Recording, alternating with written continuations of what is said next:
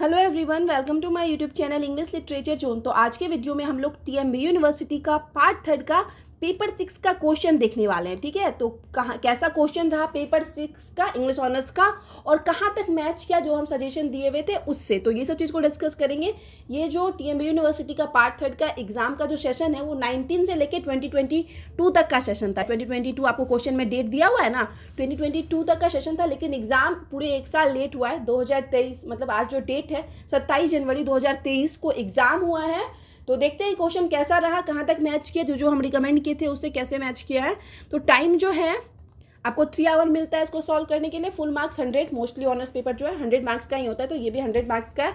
अब सबसे पहले नंबर 1 में हम लोग देख लेते हैं क्या है। नंबर 1 में आपको आया हुआ है explain the following passage with reference to the context. तो पैसेज को एक्सप्लेन करने आया हुआ है जो कि आपको 8 3 24 मार्क्स का है। मतलब 3 पैसेज आपको दिया हुआ है, तीनों 8 मार्क्स का है, तो 8 3 24।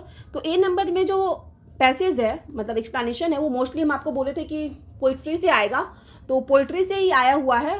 All things counter original spare and strange. तो ये जो लाइन है ना वो जीएम हॉपकिंस की पोएम पाइट ब्यूटी से ली गई है। पाइट ब्यूटी अब की बार के लिए हम आपको इंपॉर्टेंट बोले भी थे कि इसको आप प्रिपेयर करके जाना, एग्जाम के लिए अब की बार इंपॉर्टेंट है। तो नंबर ए का जो पहला एक्सप्लेनेशन है आपको वो दिया हुआ है आपको पाइट ब्यूटी से, और दूसरा एक्सप्लेनेशन जो है और करके दिया हुआ है। दूसरा एक्सप्लेनेशन दोनों में से कोई एक आपको सॉल्व करना है। तो दूसरा एक्सप्लेनेशन है टर्निंग एंड टर्निंग। तो ये वाला लाइन जो है काफ़ी फेमस है और ये जो लाइन है इंपॉर्टेंट था और हम सॉल्व करके भी बताए हुए थे आपको कि ये जो है इंपॉर्टेंट है अब की बार के लिए। तो ये जो है द सेकेंड कमिंग से ली गई है, तो ये वाला तो आराम से आप सॉल्व कर सकते हो, ये सेकेंड नंबर वाला ऑप्शन। और पाइट ब्यूटी अगर आप थोड़ा सोचोगे तो फर्स्ट वाला भी सॉल्व कर सकते हो, क्योंकि पाइट ब्यूटी आप लोग को पोएम हम याद करने बोले थे। अब बी नंबर में देखते हैं कि बी नंबर का एक्सप्लेनेशन कैसा है और कहाँ से आया हुआ है। मोस्टली बी नंबर का एक्सप्लेनेशन का चांसेस होता है कि वो या तो कैंडिडा से देगा या तो ए पैसेज टू इंडिया से देगा। तो बी नंबर का एक्सप्लेनेशन जो है I go about in search of love. तो लव के बारे में है ये एक्सप्लेनेशन। हम लोग जानते हैं कि लव के बारे में जो बात की गई है वो जीबी शाह के प्ले कैंडिडा में की गई है। तो ये जो बी नंबर का एक्सप्लेनेशन है ना, ये और ये दोनों जो एक्सप्लेनेशन है वो कैंडिडा से दिया हुआ है और आपको दोनों में से कोई एक सॉल्व करना है। और कैंडिडा से एक्सप्लेनेशन आए तो उसको कैसे सॉल्व करना है ये ऑलरेडी आपको हम बता चुके। तो अब थर्ड देख लेते हैं। तो दो एक्सप्लेनेशन देख लिए, दोनों आपको 8 मार्क्स का था। और थर्ड एक्सप्लेनेशन जो सी नंबर में है वो है tolerance good temper and sympathy. तो ये लाइन भी काफ़ी फेमस है, लेकिन ये जो लाइन है वो व्हाट आई बिलीव से ली गई है और शायद लास्ट ईयर भी इसी तरीके से आया था, इसी पैटर्न में, पहले पोइट्री वाला फिर कैंडिडा वाला और फिर व्हाट आई बिलीव से था एक्सप्लेनेशन। तो ये सी का पहला एक्सप्लेनेशन जो है वो व्हाट आई बिलीव से लिया गया है, जो कि ईएम फोस्टर की काफ़ी फेमस एसे है। सी के ही अगर और वाला देखते हैं, सी के और में all invention must proceed from heaven perhaps. तो ये जो लाइन है ना वो लाइन लिया गया है, कोई पैसेज टू इंडिया से आया हुआ है, इसको आप आराम से सॉल्व कर सकते थे। ठीक है, तो ये 24 मार्क्स का एक्सप्लेनेशन हो गया। अब हम लोग देखते हैं जो क्वेश्चन है वो कैसा आया हुआ है। तो दो में है give a critical appreciation of any one of the following. किसी एक का क्रिटिकल एप्रिसिएशन देना है, जो कि आपको 14 मार्क्स का आया हुआ है।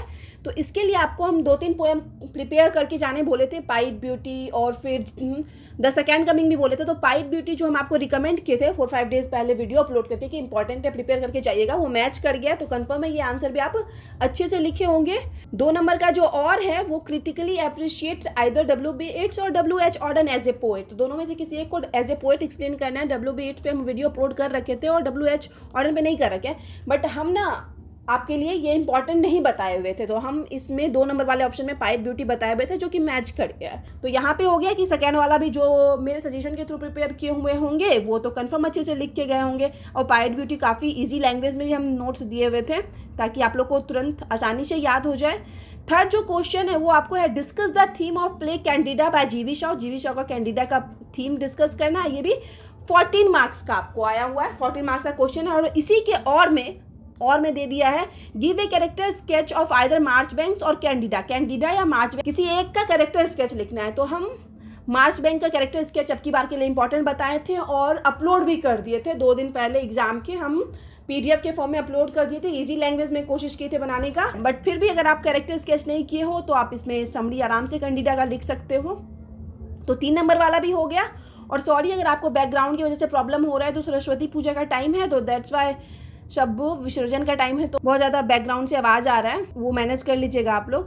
अब फोर्थ जो है, फोर्थ में आया हुआ है bring out the central idea content in the essay the duty of the society to the artist, 14 marks का। और इसी के और में आपको आ गया है What are the real challenge of our time according to Foster? Discuss in the light of his essay the challenge of our time. तो 4 नंबर के लिए E.M. फोस्टर का हम दोनों ऐसे इंपॉर्टेंट बताए थे, the duty of society to the artist वाला भी और ये the challenge of our time वाला भी। तो जो भी आप प्रिपेयर करके गए होंगे, वैसे तो इंपॉर्टेंट दोनों बताए थे और बोले थे दोनों प्रिपेयर करके जाओ, दोनों में से एक चांसेस होगा कि कंफर्म मिलेगा, तो वो दोनों आ गया है सेम टू सेम। तो दोनों में से जो भी आप अच्छे से प्रिपेयर किए होंगे, जो आपको अच्छे से याद होगा, कंफर्म आप लिख सकते हो, ठीक है। तो यहाँ से भी आपको 14 मार्क्स वाला क्वेश्चन का दोनों मैच कर गया है।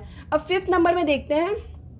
तो 5th नंबर में आपको आया हुआ है discuss confrontation of east and west in the novel a passage to India, और एक आया हुआ है critically estimate the character of either Mrs Moore और एडेला क्वेस्टेड। तो कैरेक्टर्स में हम बताए थे कि मिसेज मूर और एडेला क्वेस्टेड इंपॉर्टेंट है, बट हम ये अपलोड नहीं कर पाए थे, तो इसका हम बताए थे कि 5 नंबर वाले में आप नॉर्मली समरी जिस तरीके से एक्सप्लेन किए हुए हैं आप उसको लिख सकते हो। तो अब हम लोग आगे देख लेते हैं कि इसके बाद कौन सा क्वेश्चन है।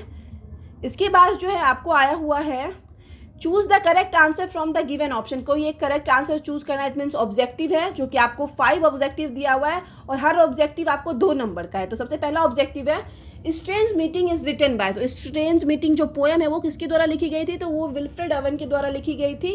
काफ़ी फेमस पोएट है और वॉर पोइट्री मेनली लिखते थे।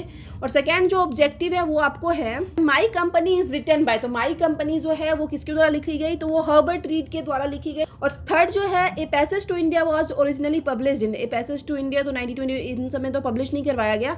4th ऑप्शन हम लोग देख लेते हैं कि 4th ऑप्शन क्या है। 4th जो ऑप्शन है वो 1924, तो ए पैसेज टू इंडिया को 1924 में ही पब्लिश करवाया गया। अब डी नंबर का देखते हैं ऑब्जेक्टिव। ये जो पेज है ये सही से नहीं आ पाया, फिर भी मतलब क्लियर है। In which year was Shaw awarded the Nobel prize for literature. यहाँ जो शाओ है ना ये थोड़ा मिसप्रिंट हो गया, GB शाओ की बात हो रही है, जॉर्ज बर्नार्ड शाओ। तो जॉर्ज बर्नार्ड शाओ को जो है ना वो है नोबेल प्राइज कब मिला लिटरेचर के लिए? तो वो 1925 में मिला था। अब आगे who invented the spring rhythm. Spring rhythm कौन इन्वेंट किया? ये तो हम आपको एक पोएम में बताए थे, बहुत अच्छे से डिस्कस किए। तो GM हॉपकिंस जो है अपनी पोएम पाइप ब्यूटी, जो कि अब की बार आपको क्रिटिकल एप्रिशिएशन में भी आ गया है, इसका आपको एक्सप्लेनेशन भी आ गया, इससे रिलेटेड ऑब्जेक्टिव भी है। तो GM हॉपकिंस जो है इन्वेंट किए थे ये स्प्रिंग रिदम वाला सिस्टम लाए हुए थे। तो ये 5 ऑब्जेक्टिव हो गया। ऑब्जेक्टिव काफ़ी ईजी था, 10 मार्क्स का जो ऑब्जेक्टिव। अब आगे जो है वो आपको है say whether the following statements are true और फॉल्स। इट मीन्स ट्रू और फॉल्स दिया हुआ है। फिर से आपको 5 ट्रू फॉल्स दिया हुआ है और हर ट्रू फॉल्स आपको 2 नंबर का है। फिर से 10-10 टोटल 20 मार्क्स का आपको ऑब्जेक्टिव के फॉर्म में आया हुआ है। तो 5 जो है वो मल्टीपल चॉइस वाला क्वेश्चन जो था वो काफ़ी ईजी था। अब ये वाला देख लेते हैं ट्रू फॉल्स वाला। सबसे पहला जो है वो है W.B. Yeats was an American poet and dramatist. W.B. Yeats एक अमेरिकन पोएट और ड्रामाटिस्ट थे, तो ये फॉल्स हो जाएगा, ठीक है। W.B. Yeats क्योंकि आयरिश पोइट थे, ये आपको हम बार बार बोलते हैं, बार बार जब भी हम W.B. Yeats के बारे में डिस्कस करते हैं। तो बी जो है वो है the curtal sonnet is a form invented by GM Hopkins. तो कर्टल सोनेट का यूज़ किया गया था GM हॉपकिंस के द्वारा। तो ये तो सही लिखा हुआ है। पाइप ब्यूटी, फिर से एक यहाँ से एक और आपको क्लियर हुआ कि पाइप ब्यूटी में हम डिस्कस किए थे। कर्टल सोनेट जो है 10.5 लाइन का पोएम होता है जिसमें 10.5 लाइन का यूज़ किया जाता है, ठीक है, और जिसको कि इन्वेंट किया गया था GM हॉपकिंस के द्वारा ही। तो ये ट्रू हो जाएगा, बिल्कुल सही है। अब आगे Candida is a 3 act play. Candida 3 act की प्ले है, तो बिल्कुल सही है, ये भी ट्रू होगा। जो भी टिक किया हुआ है, मतलब जिसका भी क्वेश्चन है वो सारा ऑब्जेक्टिव मोस्टली सही बना रखे हैं। What I believe is a poem by W.H. Auden। तो व्हाट आई बिलीव एक पोएम है W.H. Auden की, तो ये बिल्कुल गलत है, फॉल्स हो जाएगा, क्योंकि व्हाट आई बिलीव जो है ना वो E.M. फोस्टर का एसे है, कोई पोएम नहीं है, तो ये फॉल्स ही होगा। फिर आगे ई में है a passage to India is divided into 3 part. A passage to India जो है 3 पार्ट में बांटा गया है, तो ट्रू।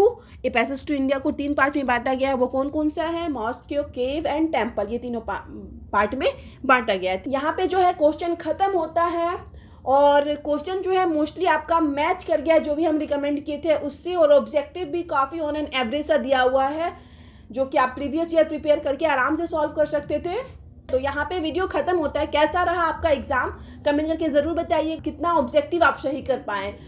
और जो इसके बाद जो एग्ज़ाम होगा पेपर 7th का, तो शायद 10 डेज उसमें टाइम है, तो उसका जो है ना इंपॉर्टेंट क्वेश्चन हम कल अपलोड करने की कोशिश करेंगे। 27 से आज ना, तो 28 को अपलोड करने की कोशिश करेंगे कि पेपर 7th में आपको क्या क्या पढ़ना है, ठीक है, और उस अकॉर्डिंग अगर कोई वीडियो बचा हुआ होगा तो अपलोड कर देंगे। तो मिलते हैं नेक्स्ट वीडियो में नेक्स्ट टॉपिक के साथ।